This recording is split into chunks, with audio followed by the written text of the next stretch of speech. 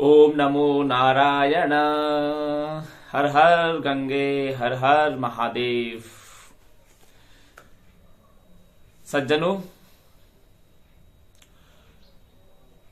घोर अंधकार की तरफ बढ़ रहे हैं वे सभी जो इस विनाशशील अनित्य क्षर जगत को पूज रहे हैं, संसार में ही भटक रहे हैं। देवता, पितर, गंधर्व जो स्वयं जन्म मरण के चक्र में फंसे हुए हैं, इन देवताओं की, पितरों की, गंधर्वों की और संसार में न जाने कितने ही विनाशशील पुत्र, पुत्रादि, माता, पिता, इन सब की हम पूजा अर्चना में लगे हुए हैं, जो स्वयं अपने जीवन की रक्षा नहीं कर सकते, जो अपने कर्मों के कारण कर्म बंधनों में बंध करके इस संसार रूपी भवाटवी में भटक रहे हैं, उनके लिए वेद भगवान का उद्घोष है। अंधम तम प्रविशन्ति ये असंभूत्यमुपासते ततो भूव इव ते तमो यऊ संभूत्यरता। ये कोई मैं अपनी तरफ से नहीं कह रहा हूं, ये तो वेद का उद्घोष है। आप अपना अमूल्य समय और इस जीवन को उस परम परमेश्वर ब्रह्म परमात्मा की उपासना में लगाएं, ना कि जन्म मरण के चक्र में फंसे हुए देव पितरों के पूजन अर्चन में। लेकिन आज हमें इसके विपरीत देखने को मिलता है। लोग देवताओं की पूजा करते हैं, कुछ कामनाओं को लेकर के। कोई कहीं देवता को पूजने जा रहा है, कोई किसी देवता को पूजने जा रहा है, कोई किसी देवता को पूजने जा रहा है। इन सब का प्रभाव ये होगा कि ये आपको आपके कर्म बंधनों से मुक्त नहीं कर पाएंगे। आप इसे 100% सत्य मानिए, क्योंकि वेद में ये स्पष्ट लिखा हुआ है, अंधम तम प्रविशन्ति। हम सब अंधकार में प्रवेश करते चले जा रहे हैं। क्यों? क्योंकि हम असंभूति उपासते, हम असंभूति को पूज रहे हैं, संभूति को नहीं पूज रहे हैं। संभूति मतलब विनाश से परे अनित्य, नित्य, अक्षर, सर्वव्यापक, सर्वनियंता, सर्वशक्तिमान परमेश्वर। असंभूति।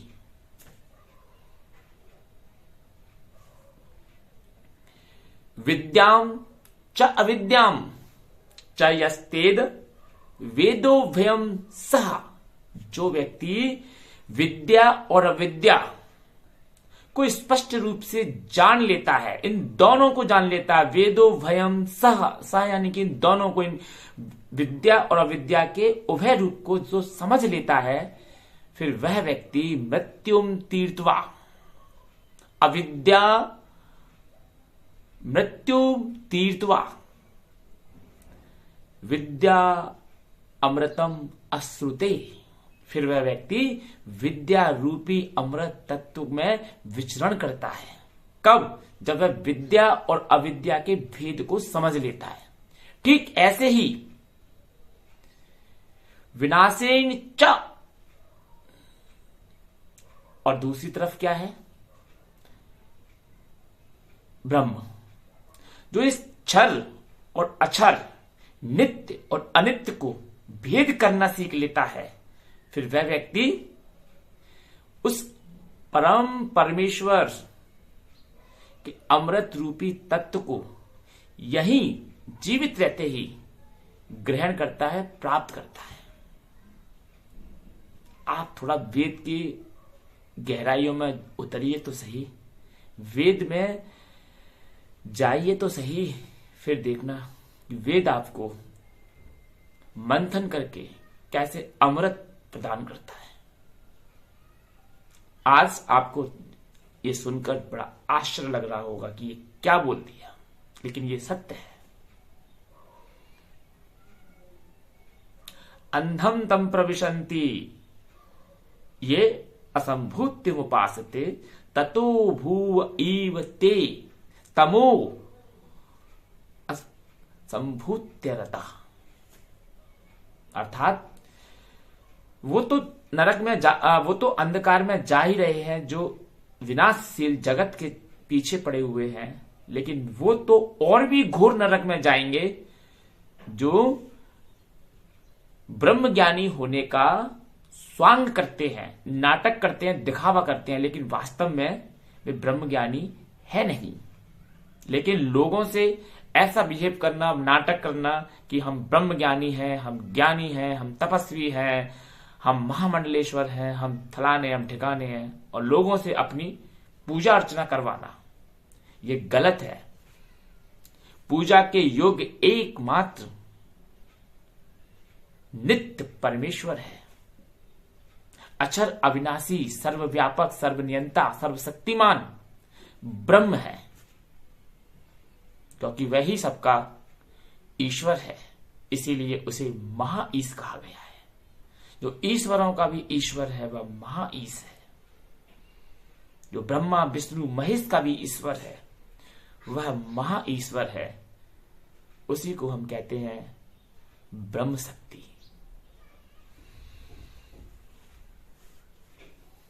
ईशावास्य उपनिषद में 18 मंत्र हैं। इन 18 मंत्रों में ही ये सब कुछ बताया गया है कि कैसे व्यक्ति विद्या और अविद्या में फर्क करे, कैसे व्यक्ति संभूति और असंभूति में अंतर करे। संभूति ब्रह्म है, असंभूति ये पूरा जगत है, संसार है, सृष्टि है। आप ऐसे समझ लीजिए, वेद के वाक्य हैं, आसानी से समझ में नहीं आएंगे तो आप इस तरीके से समझ लीजिए। संभूति एकमात्र ब्रह्म है। ब्रह्म के बाद जितना भी हमको दिखता है इस जन्म मरण के फेर में वह सब असंभूति है। विद्या वही ब्रह्म को जानने वाली विद्या है। बाकी की संसार को जानने वाली ये सब अविद्या है।